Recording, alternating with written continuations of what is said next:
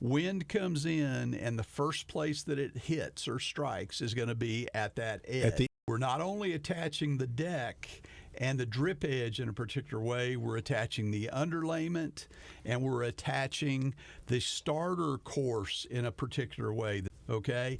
And then nailed. Okay, so it's designed at keeping that wind, giving that wind a place to get underneath your shingles. So what happens is the wind hits that edge of your shingles, and then it skips. Okay, and it typically hits again up near the ridges or even on the other side of the ridge. Okay, and that's how wind typically does damage to an asphalt. If you have it, but if you lose your roof at the leading edge, then it's going to just peel that roof off to the degree that it can do that based on the velocity of the wind.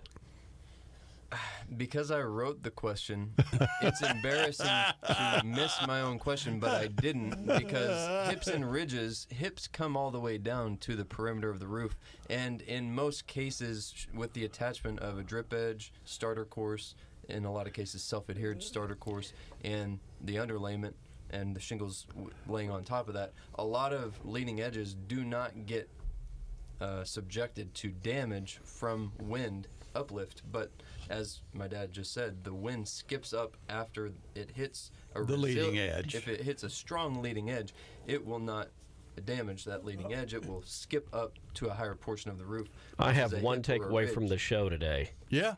Copious. Hey, you're so funny. And to wrap this up quickly, hips and ridges are usually cut from 3-tab shingles. Those are thinner shingles.